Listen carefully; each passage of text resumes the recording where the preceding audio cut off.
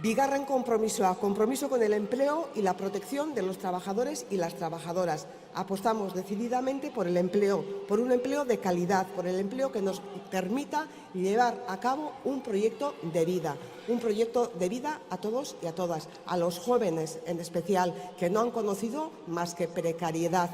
No han conocido más que una crisis detrás de otra crisis y esto tenemos que cambiarlo. Proponemos un pacto por el empleo de calidad en Araba, Bizkaia y Gipuzkoa. 3. Hirugarrena, industria sendotzeko konpromisoa eta berrikuntza eta susperraldi industrialaren aldeko konpromisoa.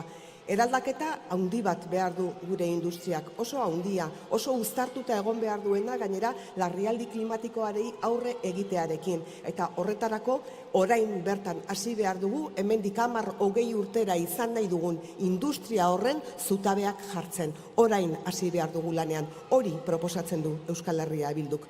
Compromiso con el cuidado de la ciudadanía.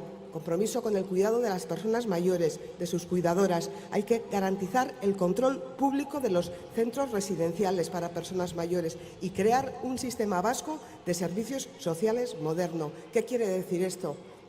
Que cuando necesitemos ser cuidadas o cuidados, o cuando necesitemos que nuestras madres, padres sean cuidados o cuidadas, sepamos a dónde tenemos que ir.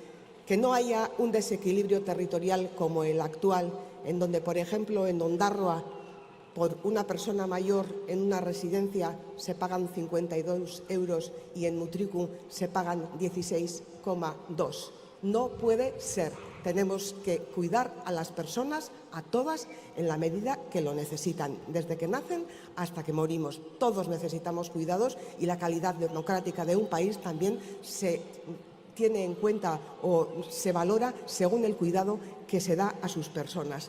Gizartea babesteko konpromisoa, 5. konpromisoa, generazio arteko elkartasunez, 120 euroko soldata haur guztientzat, Save the Children taldeak oraintxe bertan, atzo bertan, berretsi du beharrezkoa eta garrantzitsua dela neurri hori. Gazteentzat emanzipatzen laguntzeko 300 euroko soldata eta erretirora iristen ari garenontzat eta iritsi zaretenontzat 1.080 euroko pentsio minimoa. Horregatik ari zarete astelenero kalera irteten eta zuen aldarrikapenarekin bat egiten dugu Euskal Herria Bildutik.